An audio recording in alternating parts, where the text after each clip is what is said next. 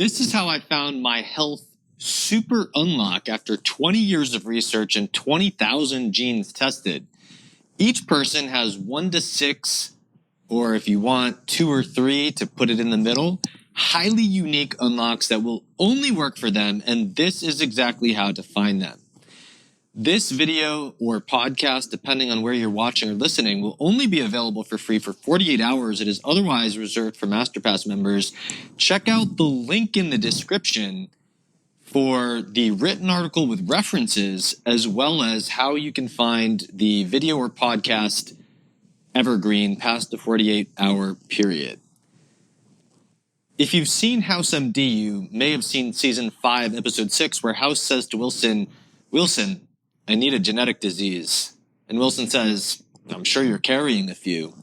And that is going to be the topic of this article, but not in the sense that Wilson meant it. Wilson was under the influence of the conventional wisdom that thinks that carrier status for genetic disease has no impact on your metabolism. In fact, that's why it's called carrier status, because you carry it and you can drop it off somewhere, but you can't get the disease. And that is fundamentally wrong. Before we start there, to put this all in context, there are basic things that we should all be doing for our health. Eat nutritious, largely whole food diet that is adequate in all the macronutrients and micronutrients, maintain a healthy body composition, live an active lifestyle with healthy movement patterns and plenty of outdoor time, get outdoor sunshine in the morning, avoid artificial light at night, include exposure to fire, let our bare skin touch the earth, experience the transitions between hot and cold that nature offers, sleep well, take bites of life only as big as you can chew, but always be chewing them, nourish positive relationships with our family and friends and a positive outlook within ourselves, and be mindful of avoiding excessive exposures to the toxins that we may encounter. And the list is not comprehensive. It goes on from there. And I say this only at the outset to say that if you're watching this video or listening to this podcast, you are almost certainly someone who has made an effort to grab the low-hanging fruit. And this is what is not at all low-hanging fruit. It is that next level unlock to get you to way beyond what you dreamed in your wildest imagination could be the actual next step.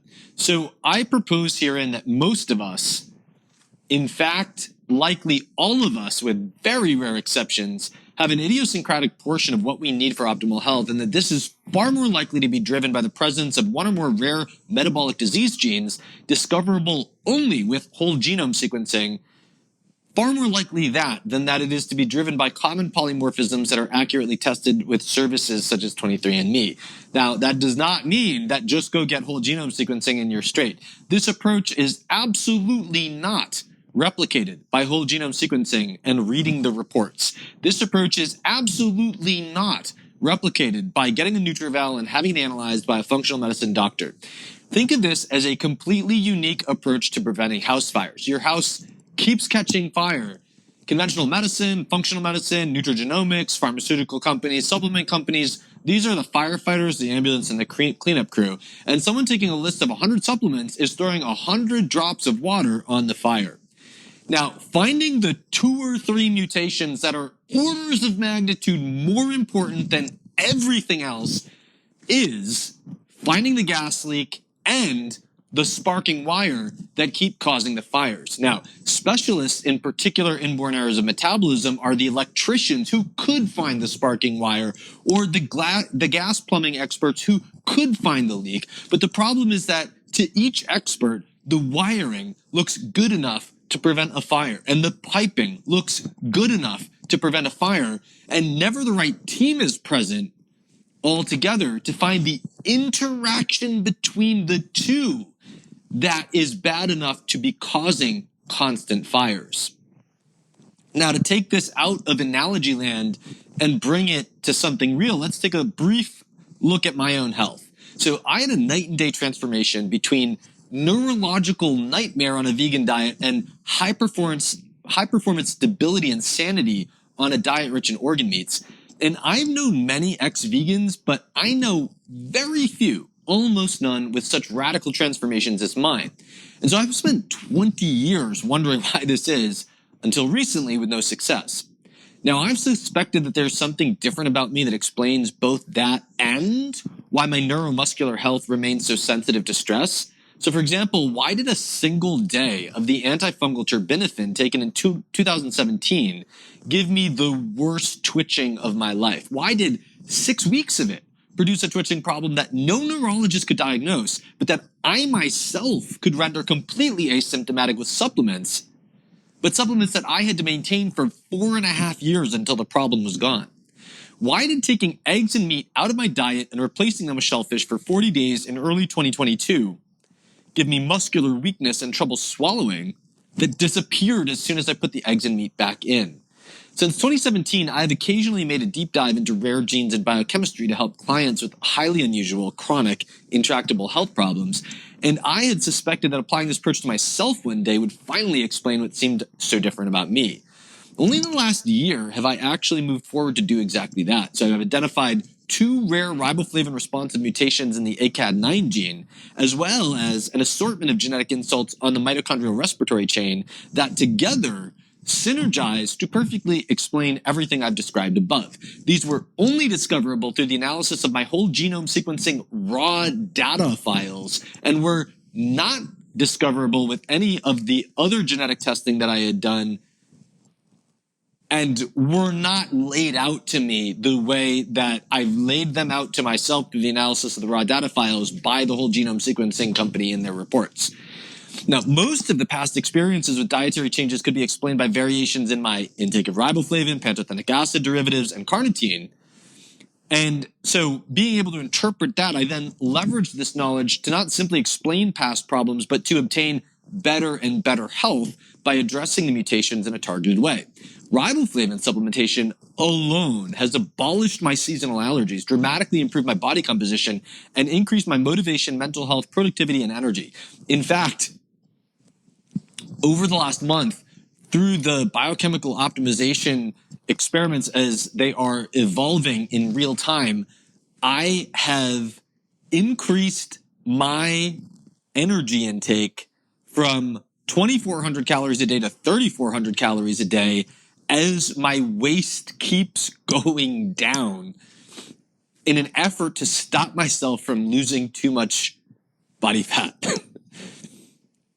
And this is despite the fact that I was stable eating 2,400 calories a day for months with no change in my weight or waist circumference prior to this stage. So I am purposefully experimenting on myself to generate insights that will help others. And so I'm moving very slowly to collect maximal data. And now I'm in a phase that I've just started that I expect to reverse 2 decades of chronic discomfort from muscle tension, where I'm working with someone on this. You know, if I were my own client and I was not trying to put myself through experiments to show scientific principles and insights that can help other people, this is something where we could have gone boom, boom, boom, boom, boom from the beginning. As I've realized how responsive my own health is to this approach, I've applied it to more and more of my clients. So here are some of the results that I've achieved with this approach. One of my clients had been completely unable to have blood drawn in the fasting state and could only have it drawn while laying down or else she'd faint. After addressing rare biotin-responsive mutations, she's become more fasting tolerant and just had blood drawn sitting up for the first time in her adult life. We believe she is well on her way to tolerating blood drawn in the fasting state. One of my clients takes Humira for Crohn's disease, but at the cost of neurological side effects that the doctors say are not possible to happen. We identified an apparent defect in lysine metabolism, and addressing it appears to have improved her skin and energy levels and to allow her to tolerate pushing out the monthly Humira dose by 2 weeks without any gastrointestinal side effects. We'll be seeing soon if fully addressing this issue can allow her to get off the Humira entirely and not worry about neurological problems or gastrointestinal issues. And now, finally, we've also seen that she has this combined with a complex 3 disorder in the mitochondrial respiratory chain, which has now opened up additional avenues toward fully optimizing her biochemistry and making her as healthy as she could possibly be.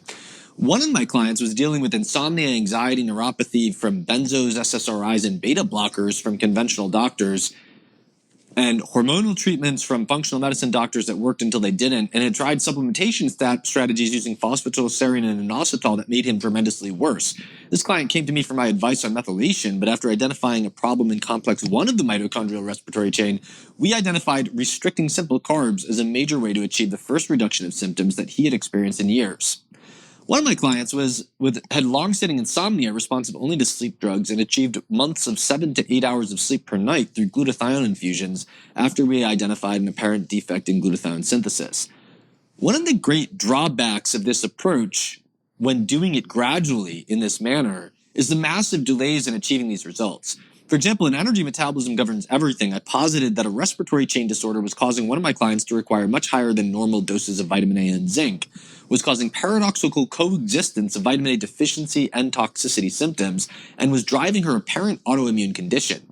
It later turned out that I was right on the money. The client had a complex 3 disorder traceable to 6 homozygous mutations in the mitochondrial cytochrome B gene. The whole genome sequencing reports, though, get this, did not report this at all. It was my analysis of the raw data file that found 6 homozygous mutations that lined up perfectly with a functional test of the respiratory chain. And this is my point. You cannot replicate this approach by getting whole genome sequencing and reading the reports. I had started working with this client in March of 2022 and formed this hypothesis in April of 2023. The time that it took her to get the necessary labs run led me to only finally develop an action plan for this for her in the past month. So what caused this delay? The fact that I, 1, only pursued rare defects in energy metabolism when all other explanations had been exhausted, and 2, left her on her own to find doctors to sign off on her labs. I have fixed that. So recent research that I'll review below has shown that everyone has 1 or 2 such defects. And I show my math below to suggest that each person actually has between 1 and 6 nutritionally actionable defects in energy metabolism. This does not mean that everyone is walking around with 1 to 6 serious illnesses. Rather, it means that everyone has 1 to 6 idiosyncrasies of energy metabolism, and addressing them for some people will resolve chronic health problems, and in other people will simply make them healthier than they already are. For some, it's a solution to a long-standing problem. For others, it's the highest return unlock for maximal wellness, performance, and longevity. For this reason, I created a program that will start by getting all of the relevant labs ordered for you and will systematically identify the highest return idiosyncrasies from the beginning, giving you a highly individualized nutrition and supplement plan to address them within 12 to 14 weeks. You can sign up for a call at bioopthealth.com to see if my new biochemical optimization program is right for you. The remainder of this video and podcast is only available for 48 hours. If you want to watch it or listen to it after it is gone, you can go to the link in the description, and there you can access the written and fully referenced article that this is based on, and you can access the evergreen video and podcast for MasterPass members. This is what we're going to cover in the rest of this. We're going to cover, so we started with the analogy of the house fire. We're going to go to an analogy that's more for the nerds as we start to dive deeper into the scientific rationale for this. And that analogy is going to be debugging the operating system. We're going to talk about why this approach is not conventional wisdom, why rare metabolic disease genes, defining exactly what they are, how common they are, why conventional wisdom calls them carrier status, and the limitations of that approach. And then we're going to talk about why heterozygosity for these is the key to longevity. We're going to look at heterozygous familial hypercholesterolemia, heterozygous biotinidase deficiency, and heterozygous Wilson's disease as examples. But then we're going to dive deep into the concept of synergistic heterozygosity, which is the most mind-blowing and most important concept in genetics that has gotten almost zero attention. And we're going to talk about why synergistic heterozygosity is vastly more common than traditional homozygosity. I will be conservative to say that 98 to 99% of serious illnesses that have no diagnosis are cases of synergistic heterozygosity that have half of 2 existing illnesses copied and pasted together, and almost none of them are brand new diseases, which is why everyone trying to discover the causes of rare diseases that are not diagnosed is completely on the wrong track. And we're going to talk about we're then going to take that back to Wilson's disease and look how the 2.5 to 5% of people who are heterozygous for Wilson's disease can have very serious interactions with other things in energy metabolism that make that heterozygosity manifest into something that looks more like conventional homozygous Wilson's disease. We're going to talk about why rare metabolic disease genes require whole genome sequencing to analyze, but why most genetic information is noise, but why whole genome sequencing is not enough. And we're going to talk about the high-hanging fruit unlock for optimizing wellness, performance, and longevity that is debugging the OS or putting out the cause of the house fires, why that's not just a solution to chronic illnesses that have no diagnosis. It is also the solution to the people who are healthy and want to be the healthiest they can possibly be, because if they're not making you unhealthy, they're still the limiting bottlenecks in your metabolism. And then we're going to talk about the general approach, how you do debug the OS. Okay, now remember, the general analogy that is most simple to think about this is we're trying to not simply keep putting out the fire by dumping medications on top of it, and certainly not by dumping 1 drop of water per supplement pill on top of it, but we are trying to go down deep and take the expertise from different subfields where we can find the 2 or 3 contributions, such as the sparking wire and the leaking gas pipe, that one expert on their own would never be able to identify, because we're looking for things that look more or less normal according to conventional expertise in the one subfield. But when you allow us to look at the interaction, suddenly we can see that the synergy between those things is fundamentally abnormal. So that's what we're looking for. We're looking for the things running beneath the hood that require multiple fields of expertise to find their interaction and say, this is the cause of the house fire. It's not one thing, it's 2 things, maybe it's 3. Fix them all and boom, the house is no longer on fire. Now, when we're getting into the science of how we do this, we need to get a little nerdier with our analogy. And the way we're going to do that is we're going to talk about debugging the operating system. So the evidence we'll look at below suggests that each person has at least carrier status for 1 to 12 mutations in metabolism.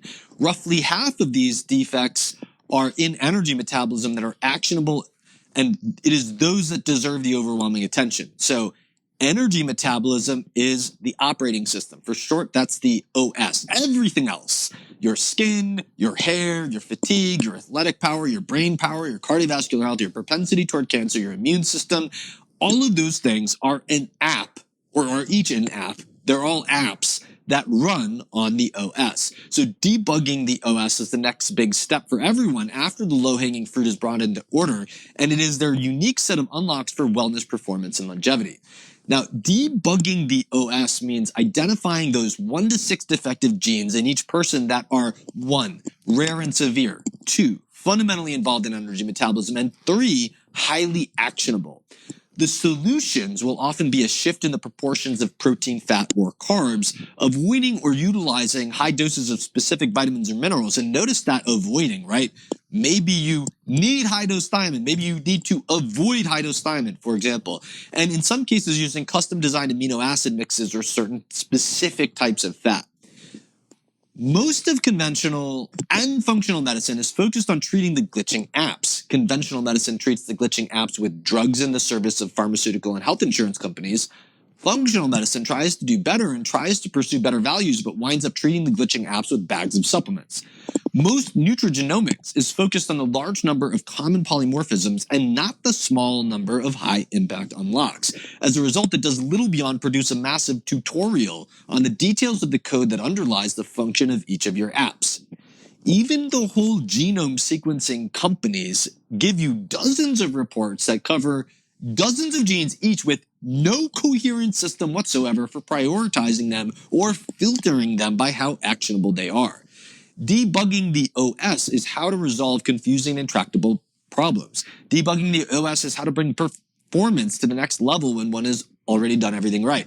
Debugging the OS is how to take someone whose genes say they die early, debug the most important of them, and earn them centenarian status. Debugging the OS is how to find the one to 6 highest impact unlocks for maximal wellness, performance, and longevity. And with that analogy laid as a framework, now let's look at the science that inspired the program in a more literal sense. First stop, this is not conventional wisdom. In fact, this strongly diverges from conventional wisdom. The conventional wisdom is that only a portion of those with 2 copies of a single defective gene are impacted by the defect, and as a result of environmental components and modifying genes that reduce the penetrance of most defects to less than 100%, which means that fewer than 100% of people with the genes get the disease, and with exceedingly rarer impacts from other types of inheritance such as dominant genes or X-linked genes. However, rarely but often enough to take note, full-blown inborn errors of metabolism due to a traditionally homozygous inheritance occur, and many, if not most, go undiagnosed. Far more common than that, 2 heterozygous mutations in closely related pathways produce a disease of the same full-blown magnitude, yet these are almost never diagnosed. This is called synergistic heterozygosity. And then far more common than that, impacting virtually everyone, there are 1 to 6 heterozygous defects that do not combine to produce a full-blown disease, but do constitute idiosyncratic bottlenecks in metabolism that do impact health, usually in a subtler way that is often delayed in onset until the 4th decade of life or later. A very well-established example of this is heterozygous familial hypercholesterolemia. In all 3 cases, the defective gene can be seen as a bug in the operating system, and if it has actionable implications, it can be debugged. Debugging the OS may help mitigate severe problems in some cases, and in most cases would be critical to optimizing wellness, performance, and longevity. When people experience seemingly magical cures to health problems such as psychiatric disease, dysautonomia, fatigue, or intractable gut or skin problems with something like a ketogenic diet, 2,000 milligrams of thiamine a day, or some other extreme change in macronutrients or micronutrients, they are debugging their OS by accident. The problem is that most people, almost all people share their experience, but do not understand the idiosyncratic nature underlying their response. Others copy them, hope for the same results, and instead have the complete opposite experience, sometimes causing months or years of a difficult path to recovery. Just in the month before writing this, I had several consulting clients who had dysautonomia get much worse with thiamine or with a ketogenic diet, and one who had a honeymoon period with thiamine followed by a crash. One of them had clear evidence of a fatty acid oxidation disorder and gone from bedridden to getting out of bed regularly simply by modestly increasing carbs and cutting out high-dose thiamine. As I wrote about in How to Interpret Ketone Ratios and the Lactate to Pyruvate Ratio, getting worse on thiamine is a huge red flag for a respiratory chain disorder or an imbalance between a nutrient specifically involved in the respiratory chain, such as copper.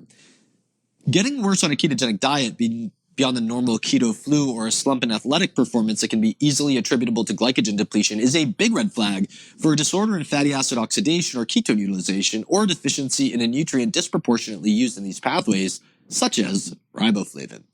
If we can be more precise in our understanding of each person's unique glitches in their OS, we can minimize the harm of making the opposite dietary changes needed, and we can broaden the experience of having amazing results. Bugs in the OS will turn out to be critical to the resolution of confusing and intractable health problems, and will turn out to be the most powerful unlocks of general wellness, performance, and longevity. Here are examples of health problems that debugging the OS will help solve. Most of the NIH Rare Diseases program. All epilepsy with no distinct physical injury, structural anomaly, or biochemical insult identified as the cause. Everyone on the autism spectrum.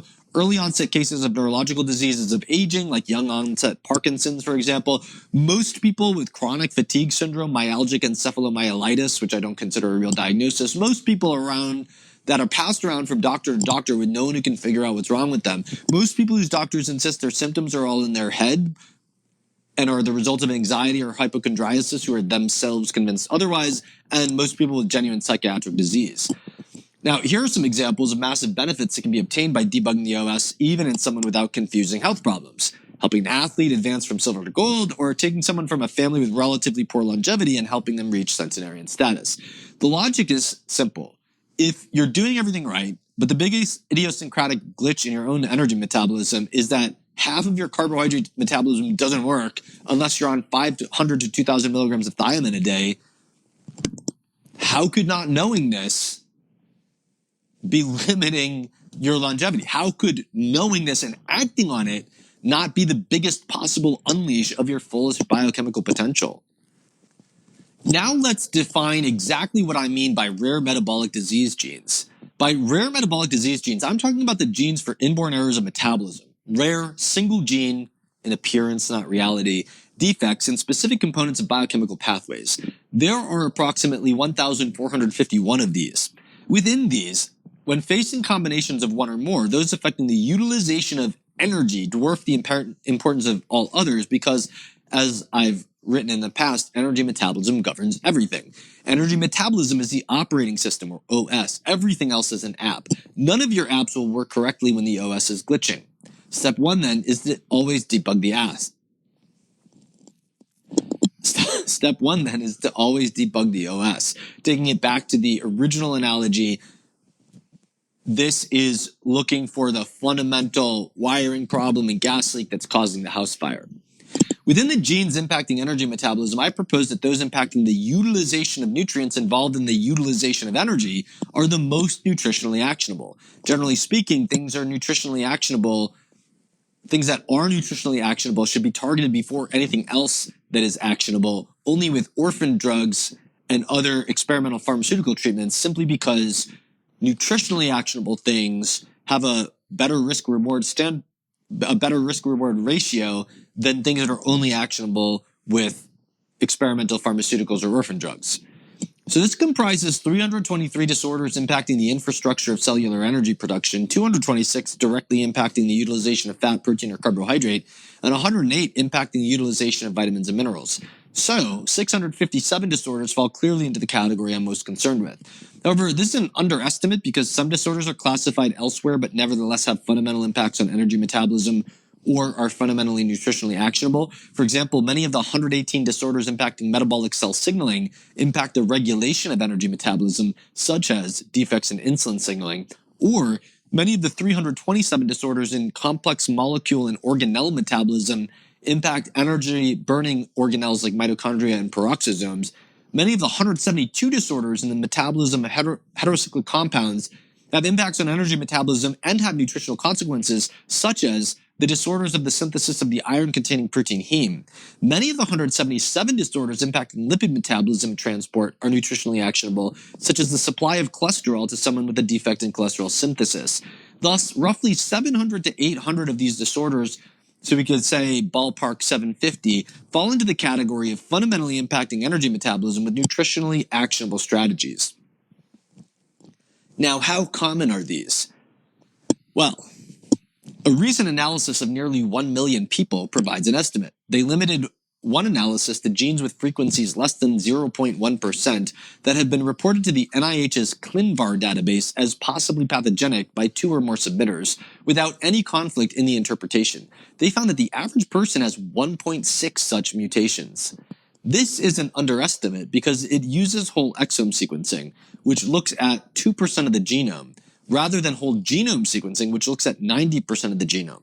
Whole genome sequencing has about 14% better diagnostic utility than whole exome sequencing, even when the scope of diagnosis is limited to the conventional approach. Thus, conservatively, the average number of mutations per person is closer to 1.8. But if we go beyond that, ClinVar is a database built on anecdotes with rarely a clear case for or against causality. The Human Gene Mutation Database, or HGMD, has 2.3 times as many pathogenic interpretations of genes as ClinVar, and the Rare Exome Variant Ensemble Learner Score, REVEL score, uses the aggregate scores of 13 different tools used to predict the likelihood of mutation is pathogenic, and it identifies 2.9 times as many likely pathogenic genes as the HGMD. Since there's no rational basis for selecting a gold standard reference point, and since everything is a choice between computer modeling and anecdote, I would use these various estimates to establish a range of 1.8 to 12.2 rare disease genes per person. And if roughly 750 out of 1,451 inborn errors of metabolism are nutritionally actionable, disorders of energy metabolism, then the average person has between 1 and 6 such mutations. So these are the 1 to 6 highly unique unlocks in each person that will bring their own wellness, performance, and longevity to the next level. These are the 1 to 6 bugs that need to be cleaned from the OS. These are the small number of problems in the house that are contributing to the constant fires. Conventional wisdom calls this carrier status. Most, though not all, rare metabolic diseases are inherited through an autosomal recessive pattern. This means that 2 copies of the defective gene, one from the father and one from the mother, are needed for the disease to manifest. Those who only have 1 copy are carriers.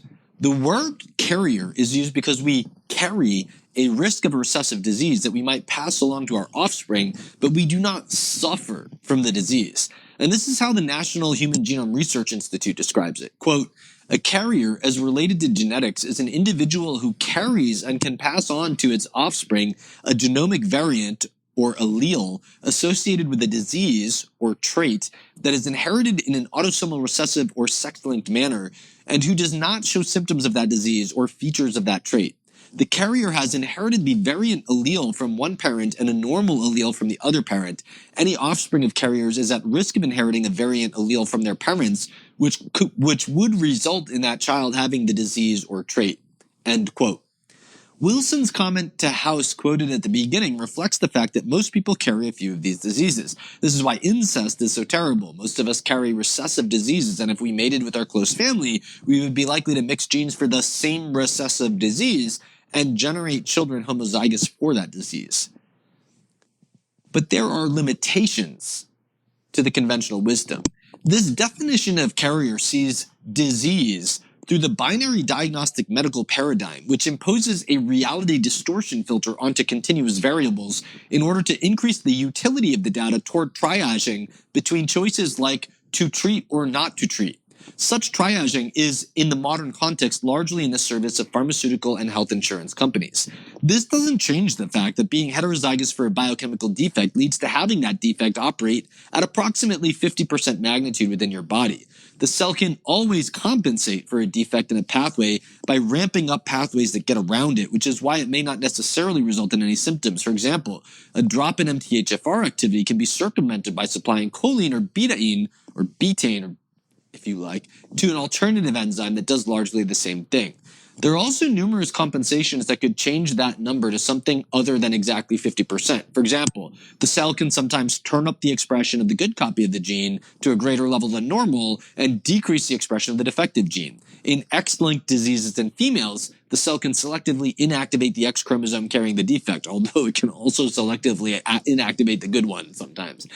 Because each cell has many mitochondria that do not divide within the cell evenly, mitochondria can exhibit heteroplasmy. This means some mitochondria have different genetics than others. Mitochondria usually, but not always, descend exclusively from the mother, and mutations can arise within the maternal line that do not impact all of the mother's mitochondria, and in at least some cases, paternal mitochondria from the father can be inherited alongside those from the maternal line. With heteroplasmy, if the good mitochondria duplicate more and faster than the bad mitochondria, the proportion of healthy genes can be enriched. 4. If a genetic defect occurred after fertilization, or conceivably, if cells could tap into the DNA repair process to take the good gene from one parent and edit the bad gene from the other parent, some cells in a person can have a different genome than other cells, which is called mosaicism.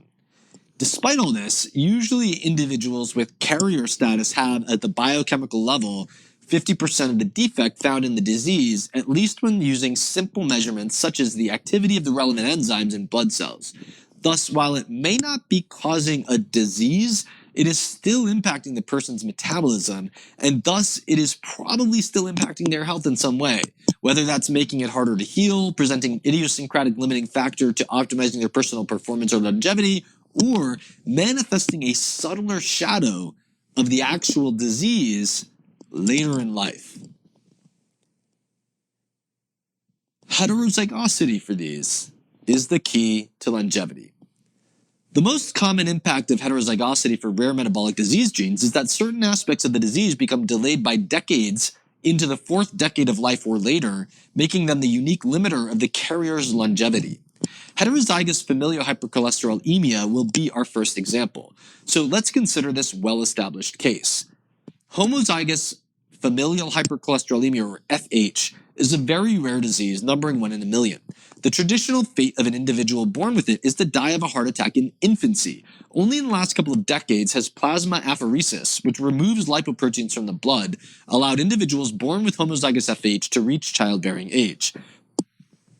As is typical for most genetic diseases, those who are heterozygous have 50% of the biochemical defect, only because mainstream medicine became completely obsessed with understanding the relationship between cholesterol levels and heart disease. Has it become well established that heterozygotes, about 1 in 300 people, have 8 to 10 times the normal age-adjusted risk of heart disease.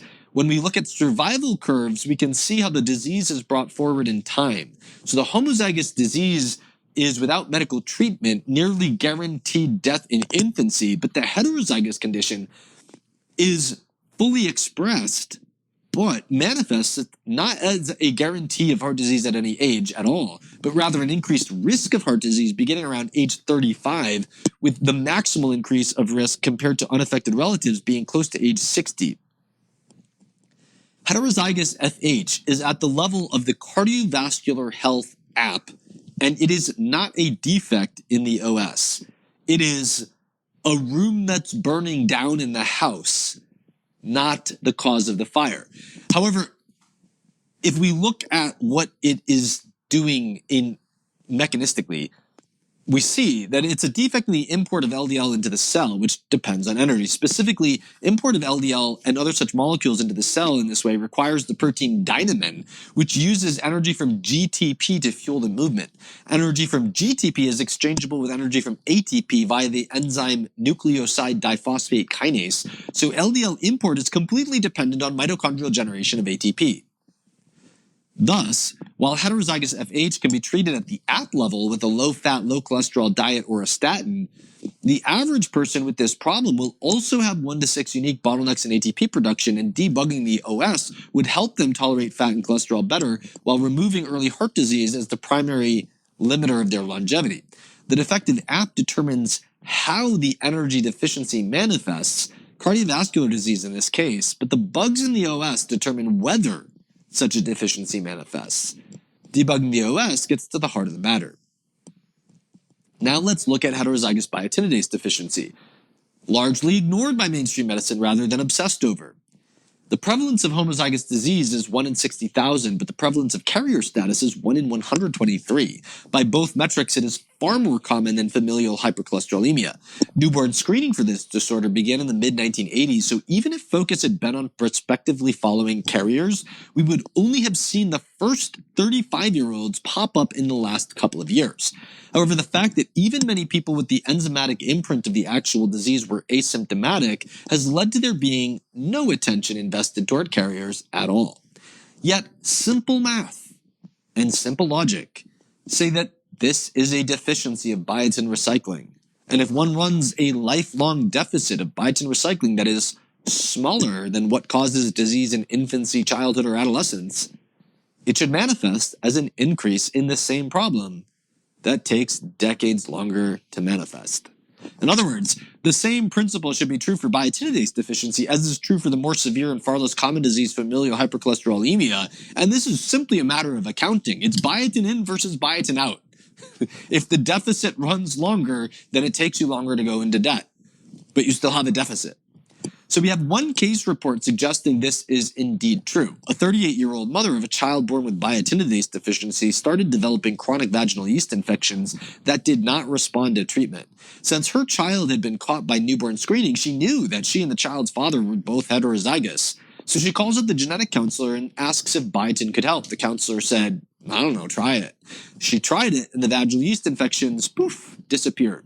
In this case, the high-dose biotin is debugging the OS. It's fixing the energy metabolism through biotin's role in breaking down certain amino acids and fatty acids for energy, activating the citric acid cycle and driving energy into the synthesis of lipids needed for mucosal barriers. Her vaginal immune system is the app. It runs on energy, and it depends on the energy-intensive creation of structural defenses built into the mucosa that makes its job easier.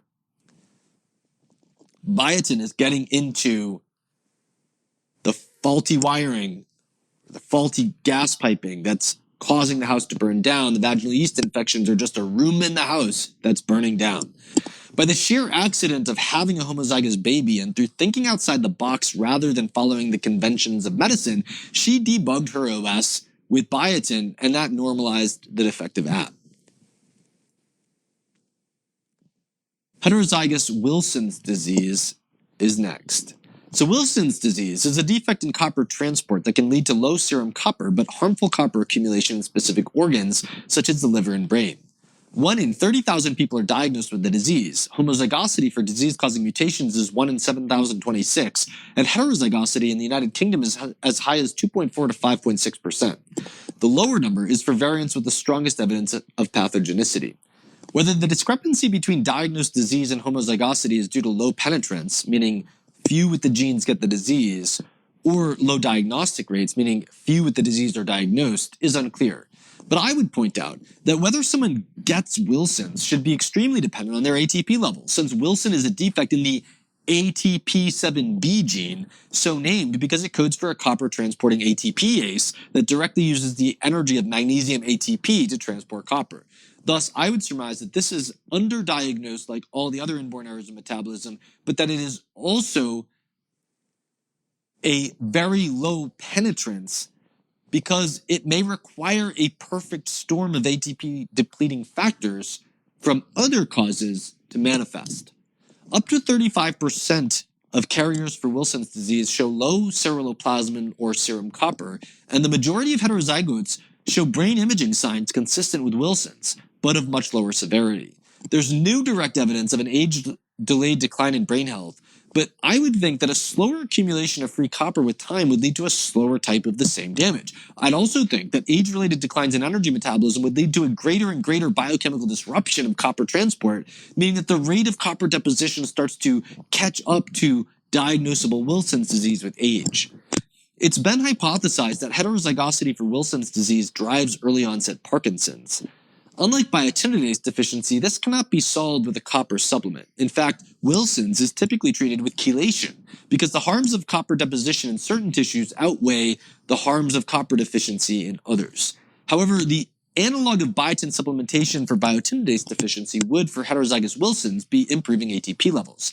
In this case, copper transport is an app, but it's an app that's needed for generating updates to the OS. In more literal terms, copper transport is needed for energy metabolism because copper plays a unique role in cytochrome C oxidase, which allows utilization of oxygen to make ATP. That's also known as complex 4 of the mitochondrial respiratory chain. However, Wilson's disease is not highly actionable. It is treated with chelation, which is nothing but a trade-off, trading deficient copper atoms in some tissues to reach normal status in others, rather than having adequate copper in the former tissues with toxic levels in the latter. So it's the other several bugs in the OS that impact ATP production in an actionable way that should be focused on. This will raise the level of ATP and improve the function of copper transport rather than simply engaging in a trade-off to try to avoid the problem. Okay, those are some examples of single heterozygosity. But now we cover the mind-blowing concept of synergistic heterozygosity. So as a result of the magnesium ATP cofactor for the Wilson's enzyme, the likely tens or hundreds of millions of Wilson's carriers would be an excellent population to look for the operation of this concept, synergistic heterozygosity. This is a deeply underappreciated principle that I first learned about in 2017 from a single sentence in the 6th edition of the Sauter-Bray Inborn Metabolic Diseases textbook. This sentence is as follows, quote, "It has been also suggested that symptoms such as myopathy may occur in individuals who are heterozygous for more than one defect of fatty acid oxidation or related pathways. This proposal has been termed synergistic heterozygosity."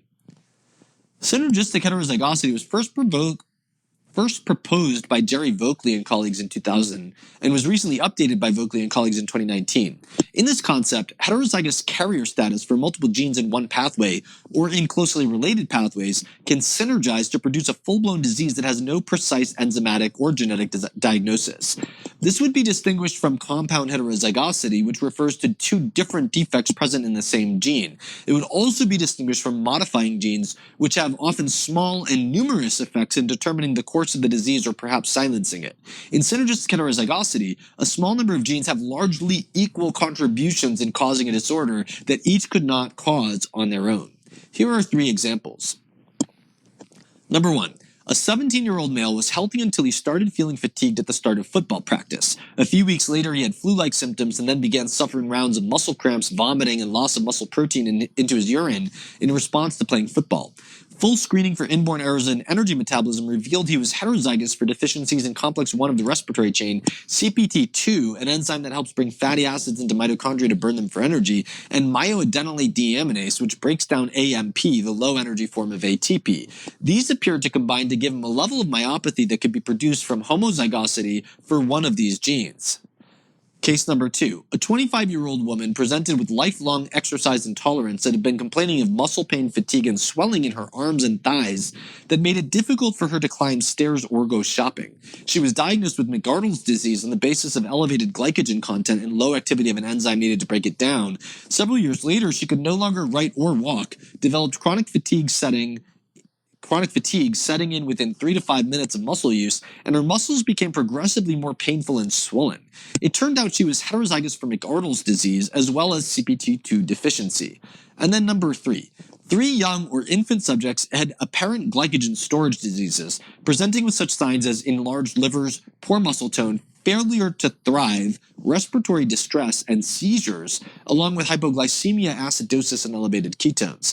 None of them had homozygosity for any one enzyme, but all of them had heterozygosity for more than one gene in glycogen metabolism. They all responded well to typical treatment, which is usually high protein, like 3 to 4 grams per kilogram body weight, with a carbohydrate supply such as cornstarch that's optimized to continuously supply glucose at a rate that meets the body's needs without requiring storage.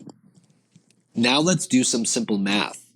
Synergistic heterozygosity is far more common than traditional homozygosity. This is true by necessity of the most basic, simple math. This math shows that if synergistic heterozygosity is possible, it has to be vastly more common than homozygosity for a single gene, yet incredibly harder to diagnose. Virtually impossible. It's hard to predict a priori how many genes could combine to produce synergistically deleterious results, so let's start by taking the example of the 3 documented glycogen storage disease cases and isolate our view to the apparent combinations. In that paper, they map out the combinations in the patients. So patients 1 and 2 had successive combinations in the breakdown of glycogen to glucose 1-phosphate. From these 2 patients, one could argue that the defects only combine if they are very closely linked in 2 successive enzymes. However, patient 3 had 1 mutation in the enzyme that activates the first enzyme that was defective in patients 1 and 2, and a second mutation in glucose 6-phosphatase, which allows the liver to release free glucose from glycogen breakdown into the blood. The distance of the mutations in patient 3 creates a 4-enzyme sequence of known defects where synergistic heterozygosity can yield a full-blown disorder. While not shown with certainty from these 3 cases, this suggests that any 2 of these combinations could result in a full-blown disease.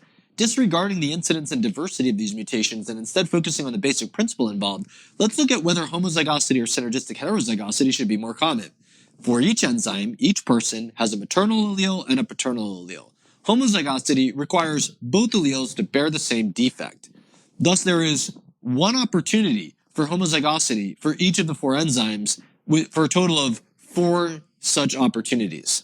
Now, synergistic heterozygosity means that each one enzyme could synergize with any of the other 3 to produce a defective outcome. Thus, there are 16 total opportunities, but 4 of them are traditional homozygosity. So the concept of synergistic heterozygosity adds 12 opportunities for a defect where there had only been 4. On this very limited basis, we could expect 3 cases of synergistic heterozygosity for every 1 case of traditional homozygosity. But that's probably a massive underestimate. So, for example, the 25-year-old woman with lifelong exercise intolerance had mutations in totally different pathways of energy metabolism. CPT2 brings fatty acids in the mitochondria for beta oxidation, and McArdle's disease is a defect in myophosphorylase, the version of glycogen phosphorylase in skeletal muscle.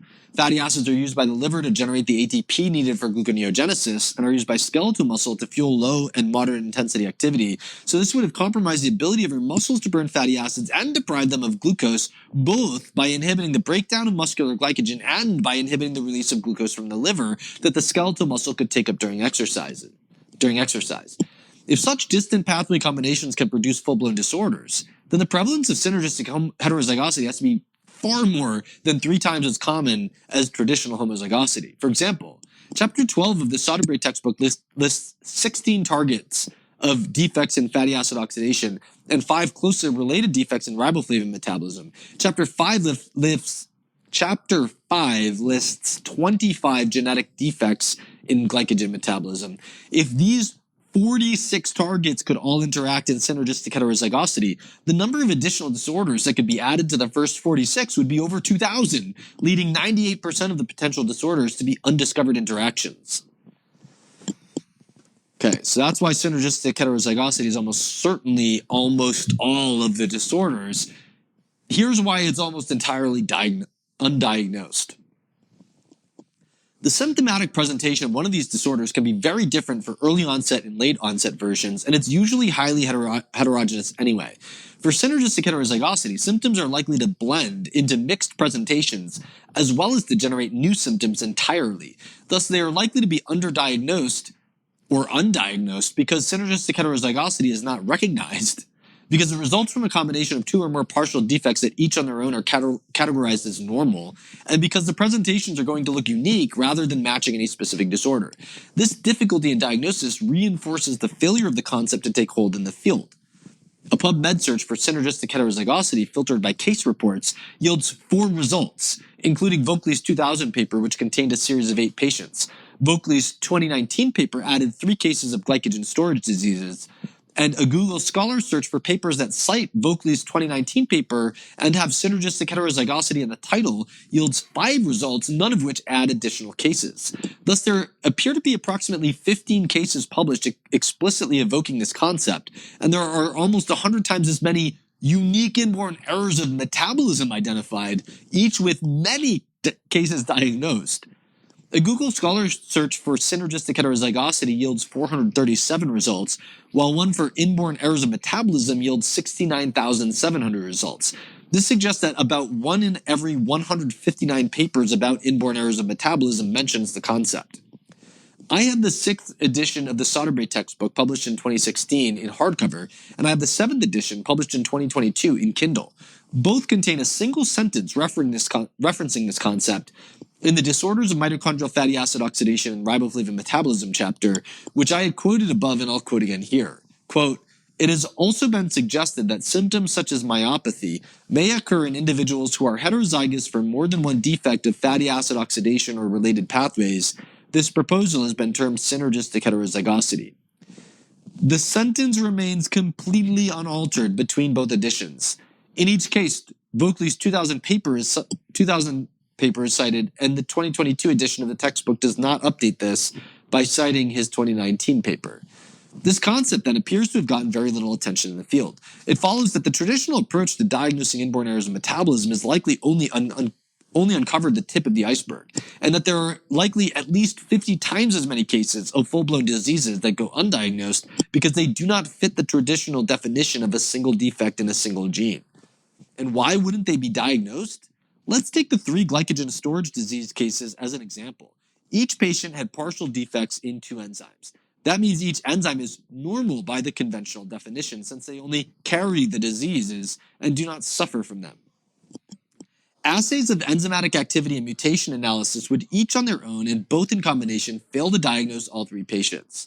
The mutations relate to glycogen storage diseases types 1BC, 3, 6, and 9B. According to the Glycogen Storage Diseases and Related Disorders chapter of the Soderbergh textbook, this is how these 4 diseases are diagnosed. Type 1 was formerly diagnosed by enzymatic activity and liver biopsy and is now diagnosed by mutation analysis instead, so that liver biopsy can be avoided. Type 3 is diagnosed with enzymatic activity in white blood cells or with mutation analysis. Type 6 is diagnosed with enzymatic activity in liver or blood cells, which has a high false negative rate, or with mutation analysis.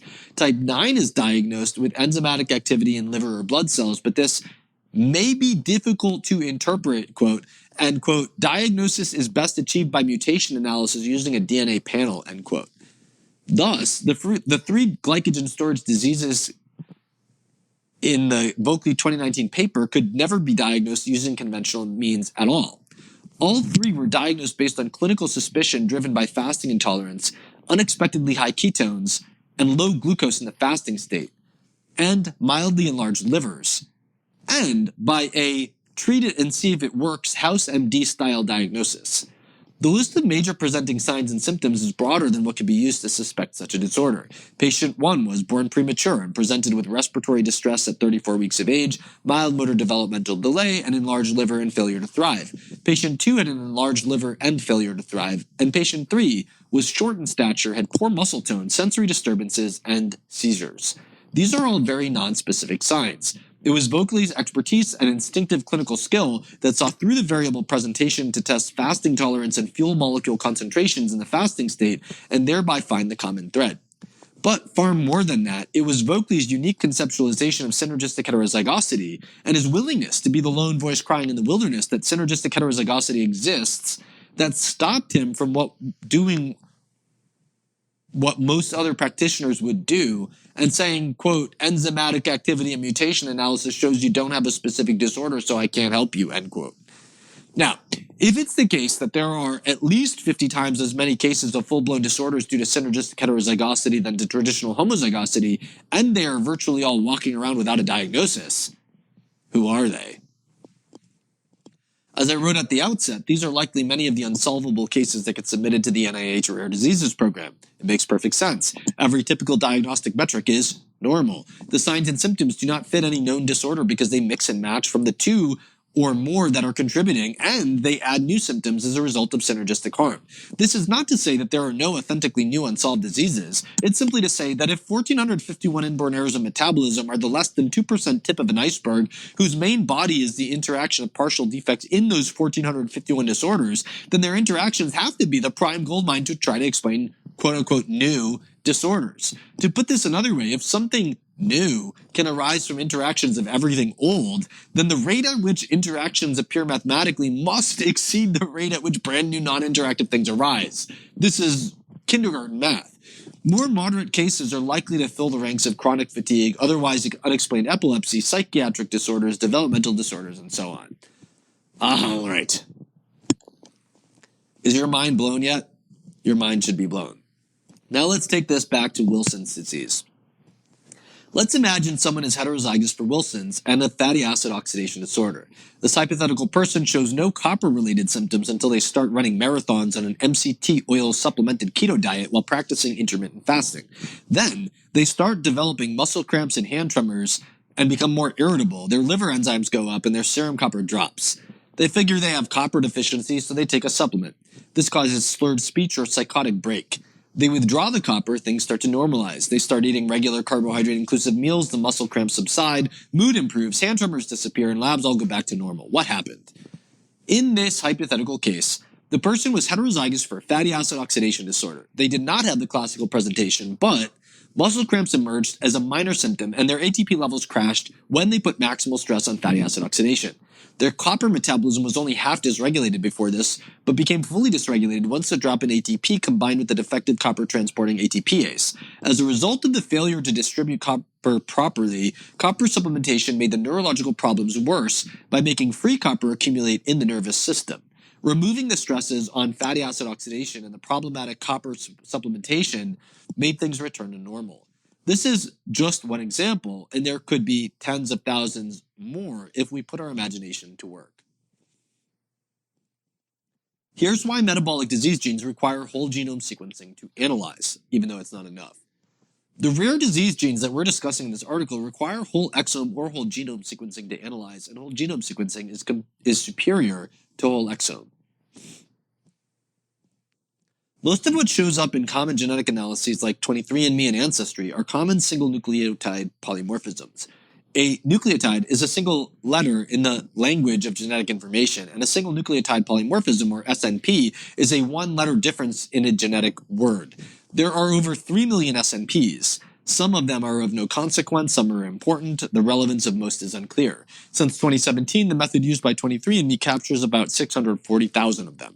There are larger variations in the genetic code that are not captured or hardly captured at all in such tests, such as insertions, deletions, and duplications. These all vary in frequency from extremely common to extremely rare. However, the variations that cause full-blown inborn errors of metabolism tend to be rare. The fact that full-blown diseases from traditional homozygosity are often fatal or debilitating helps keep their prevalence low. Services such as 23andMe and Ancestry use a technique known as SNP chips to categorize people as having or not having a specific genetic variation known as a single nucleotide polymorphism. This technique relies on testing a large batch of genomes at once and examining how they cluster with one another toward one or another of two binary outcomes. As such, giving a call to one person relies on relating that person to everyone else in the batch. As a result of this, the accuracy is directly related to the proportion of the people in the batch who have one or the other outcome. Since rare diseases have very lopsided outcomes, most people don't have the disease genotype, the accuracy falls. Specifically, the accuracy on every metric is greater than 99% for most SNPs tested, but the accuracy falls to 16% for variants with a frequency below 0.001%. If the SNP chip service includes a rare disease gene in an official report, they have likely taken measures to shore up the accuracy, such as using multiple differently designed probes for the same variant. However, any analysis of the raw data for such genes must be assumed to be 84% inaccurate. Whole exome and genome sequencing uses a far more accurate system of sequencing that reads pieces of a fragmented genome, and this is called next-generation sequencing. The longer the fragments used, the more accurate the results. Accuracy of the raw data can exceed 99.99% with some platforms, and multiple reads of the genome can remove errors. For example, if you use 99.9% accuracy to read the genome 30 times, where 30 rereads would enable identification and correction of points within the conflicting reads, you dramatically increase your accuracy to way higher than 99.9%. Whole exome sequencing covers 2% of the genome, and whole genome sequencing covers 90%. The exome is all of the exons, which are the portions of the DNA that code for specific amino acids included in final proteins. However, this leaves out a lot of DNA that can impact how the gene is regulated and expressed. A 2018 meta-analysis found that the clinical utility of the two methods was not statistically different, but the point estimate for the clinical utility score was 58% higher for whole genome sequencing than for whole exome sequencing. And this now is why most genetic information is noise. Most nutrigenomic approaches focus on common polymorphisms such as MTHFR rather than rare disease genes. This is ignoring the most important signals to focus on the noise. Consider this several ways. Number one, the Pareto principle or 80-20 rule suggests that 80% of consequences come from 20% of causes in many cases. Given the commonness of this principle, we should be primed to look for the disproportionate results we can gain by focusing on the small number of things that are most important. If 23andMe captures 640,000 polymorphisms and fails to capture the 2 to 12 rare disease genes, and fails to capture the 1 to 6 rare disease genes that are in the operating system rather than the apps, this is likely to be far more skewed than 80-20. It's likely to be more like the 0.001% of genes generating the 99.999% of results. Common polymorphisms by definition on average produce the average because they're defined by their deviation from normal. Rare disease genes on average produce a rare disease because they're defined by their pathogenicity.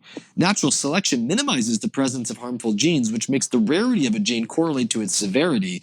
Thus, the biggest problems have to be the few rare problems, not the many common variations. Finally, consider this metaphor. Imagine that you're held captive and given 5 minutes to eat. The only available food is 1,000 meal replacement drinks, each with a label with the nutrition facts, none of which are nutritionally balanced. 3 bottles are poison at half the dose that would kill a child and are marked with a red X on the nutrition label. What would you spend your 5 minutes on? Figuring out how to make a nutritionally balanced meal? Or making sure you don't drink a sip of one of those 3 bottles of poison? Clearly, your priority should be avoiding the poison. This focus on problems and poison may seem morbid, but consider that if we find nutritionally actionable problems, they become opportunities. For example, I have a rare mutation in ACAD9 with a frequency of 0.08%. In its most severe form, it's guaranteed death sentence in infancy. High-dose riboflavin, however, brings the fatality rate down to 10%. For me, this gene represents an opportunity to impact my health with riboflavin. Indeed, 75 milligrams per day nearly immediately abolished my seasonal allergies and led to months of profound psychological benefits. This is the high-hanging fruit unlock for optimizing performance, wellness, and longevity. To see why this is clearly the high-hanging fruit unlock for optimizing wellness, performance, and longevity, let's consider the collection of thiamine-responsive disorders, which include defects in thiamine transporters, the metabolism of thiamine, and in thiamine-dependent enzymes. No single nutrient is as disproportionately involved in carbohydrate metabolism as thiamine. If someone is heterozygous for one of these mutations, half of their carbohydrate metabolism will work normally, while the other half only works in the presence of 500 to 2,000 milligrams of thiamine per day. Consider an athlete who has optimized every last drop of training, nutrition, and recovery.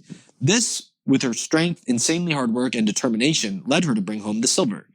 If her carbohydrate metabolism was limited by heterozygosity for one of these mutations, would it not be the case that the 500 to 2,000 milligrams of thiamine per day that would optimize that mutation would bring her home the gold?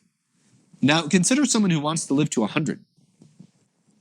Diabetes is found in 11.3% of Americans, and prediabetes brings us to 40.4%.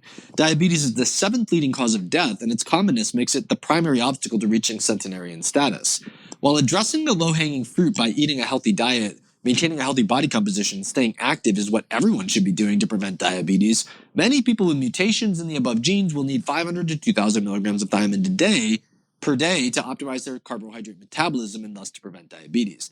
When we consider the 700 to 800 different nutritionally actionable rare disease genes in energy metabolism and the likelihood that each person carries 1 to 6 of them, it simply must be the case that optimizing for wellness, performance, and longevity requires identifying the most important bugs in the operating system and debugging them. But here is why whole genome sequencing is not enough. While whole genome sequencing is necessary for debugging the OS, it's not even close to sufficient. The standard output of whole genome sequencing is dozens of reports that each list out dozens of mutations. There's no attempt to rank the mutations in importance, let alone identify a small number that are most important. There is no attempt to determine which mutations are at the deepest level of root cause. There is no attempt to filter the mutations by actionability. There is no attempt to vet the predictions made by those mutations according to the biochemical evidence from lab tests showing what is actually happening in a person's metabolism. Case 1. No whole genome sequencing told me my ACAD9 mutations were most important. Case 2. The whole genome sequencing company did not even tell my client that there were any mutations in the complex 3 of the respiratory chain, and yet complex 3 of the respiratory chain was shown to be deficient on a functional test of the mitochondrial respiratory chain complexes. It perfectly explained her symptom history, and I found 6 homozygous mutations in a single gene that was in complex 3 of the respiratory chain, perfectly drawing a coherent story with one thing to address.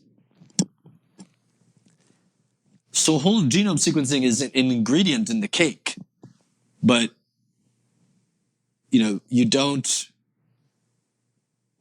eat powdered sugar and think you ate a cake. Okay, so here's how to debug the OS.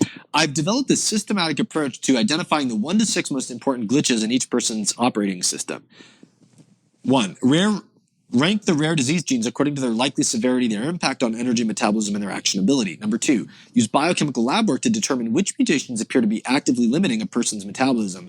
Number 3, develop a nutritional action plan around the most important bottlenecks. Number 4, use the person's response to the action plan to confirm, refute, or revise the model of their most important mutations. Use these revisions to finalize the plan.